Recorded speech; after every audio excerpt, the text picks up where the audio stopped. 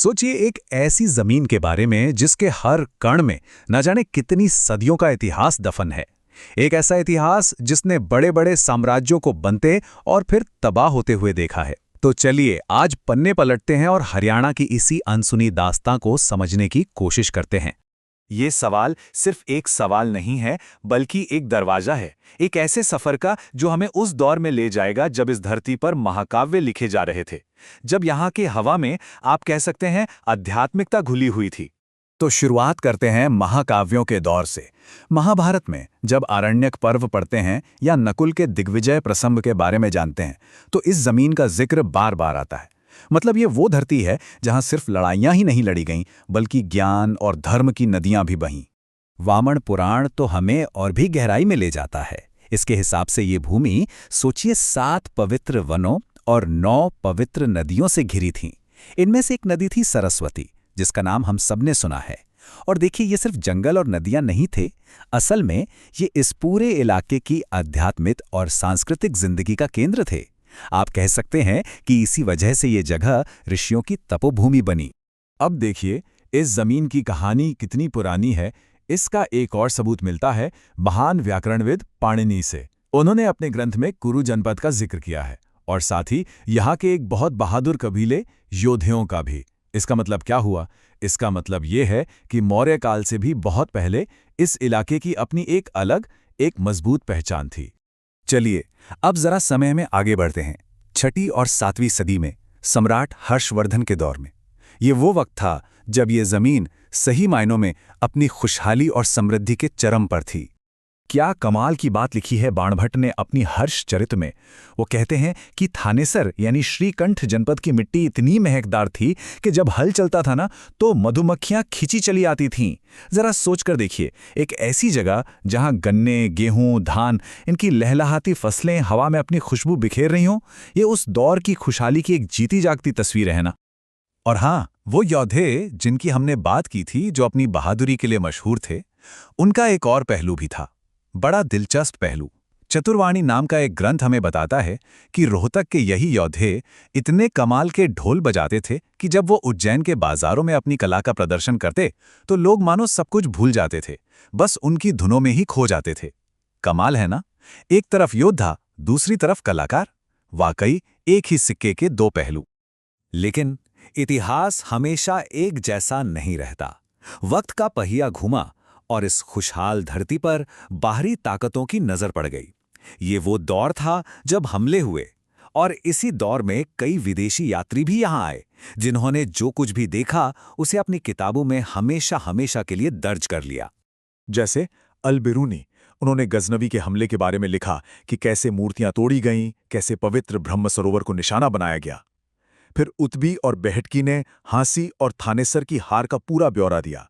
लेकिन फिर देखिए, सदियों बाद जब इब्न बतूता यहां आया तो उसने हांसी को एक अमीर और बहुत खूबसूरत शहर बताया। ये क्या दिखाता है? ये इस जगह की जबरदस्त ताकत दिखाता है, संघर्ष के बाद फिर से उठ खड़े होने की। इब्न बतूता ने अपनी मशहूर किताब रिहला में एक और बड़ी मजेदार चीज का जिक्र किया है, और वो है सिरसा का लाल चावल। मतलब सोचिए, इतनी उथल-पुथल, इतने हमले, इसके बावजूद इस इलाके की अपनी जो खास पैदावार थी, अपनी जो पहचान थी, वो कायम थी। अब कहानी में एक नया मोड़ आता है। दिल्ली सल्तनत के दौर में ये बहुत अहम समय था। पहली बार इसी दौर में इस जमीन को इसका आज का नाम मिला, हरियाणा। और साथ ही यहीं के लोगों ने नए शासन के खिलाफ अपनी आवाज, अपने विद्रोह का झंडा भी बुलंद किया। ये 13वीं सदी की बात है। मिनहाज उस सिराज की एक किताब है, तबकात-ए-नासिरी। इसी में पहली बार हरियाणा शब्द का इस्तेमाल हमें लिखित रूप में मिलता है, और इसी किताब में ये भी लिखा है कि हांसी का किला दिल्ली की सुरक्षा के लिए एक ऐसी दीवार था जिसे तोड़ा नहीं जा सकता, एक अभेद्य दीवार। लेकिन जैसा मैंने कहा, यहाँ के लोगों ने चुपचाप सब कुछ स्वीकार नहीं कर लिया। हसन निज़ामी की ताज-उल-मासिर और ज़ियाउद्दीन बर्नी की लिखाई दोनों ही इस बात की गवाही देते हैं कि तराइन की लड़ाई के ठीक बाद जाट और अहीर समुदायों ने तुर्की शासन के खिलाफ जबरदस्त विद्रोह छेड़ दिया था। ये उनकी आज़ादी की भावना का सबसे बड़ा सबूत था।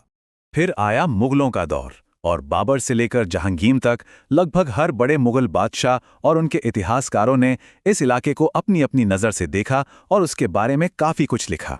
एक बड़ा ही दिलचस्प जिक्र मिलता है अकबरनामा में। अबुल फजल ने मेवात के लोगों के लिए एक खास शब्द इस्तेमाल किया है, डाक मेवाड़ा। पता है क्यों? क्योंकि ये लोग इतने तेज दौड़ते थे, इतने फुर्तीले थे कि शाही संदेशों को एक जगह से दूसरी जगह पलक झपकते ही पहुंचा देते थे। और उनके इस कमाल के हुनर को मुगल प्रशासन में बाकायदा एक खास जगह दी गई थी। हर किसी ने इसे अलग नज़र से देखा। जैसे बाबर ने बाबरनामा में नारनौल की कपास मंडी को गुजड़ी यानी एक खजाना बताया, तो गुलबदन बेगम ने हुमायूं नामा में यहाँ के समाज के बारे में लिखा। वहीं जहांगीर अपनी आत्मकथा में हिसार के जंगलों को शिकार के लिए बेहतरीन जगह बताता है। मतलब किसी के लिए ये व्यापार का गढ़ था तो किसी के लिए मनोरंजन का जरिया। वैसे मुगलों से जरा सा पहले तुगलक काल में भी यहाँ बड़े काम हुए। फिरोज शाह तुगलक ने हिसार जैसे शहर बसाए और सबसे जरूरी नहरों का एक पूरा जाल बिछा दिया। तारीख़ फिरोज शाही में इसकी बहुत तारीफ मिलती है और सच भी है, ये नहरें ही इस इलाके की खुशहाली का एक बहुत बड़ा कारण बनी। मगर जहां निर्माण होता है वहां विनाश भी दस्तक देता है। 1398 में तैमूर का हमला एक तूफान की तरह आया और सब कुछ तहस नहस कर गया। उसने तो अपनी आत्मकथा में खुद लिखा है कि कैसे वो सिरसा, टोहाना, कैथल इन सब जगहों को बर्बाद करता हुआ आगे बढ़ा। पर एक अजीब सी बात है, इसी तबाही के बीच वो मेवात के राजा से मिले खूबसूरत तोतों की तारीफ करना भी नहीं भूलता। अच्छा, अब जरा तेजी से कुछ और ऐतिहासिक कड़ियों को जोड़ते हैं। पृथ्वीराज रासों में क्या कहा गया है कि हांसी का किला महज एक किला नहीं था, वो तो दिल्ली की हिफाजत के लिए बनाई गई एक मजबूत ढाल था। वहीं कल्हण की राज तरंगिनी से पता चलता है कि कश्मीर के राजा ललितादित्य ने भी इस उपजाऊ जमीन को जीतने के लिए यमुना से लेकर कालका तक चढ़ाई कर दी थी। इससे साफ पता चलता है कि इस जमीन पर कब्जा करना हमेशा से ही बड़े बड़े राजाओं का एक सपना रहा है।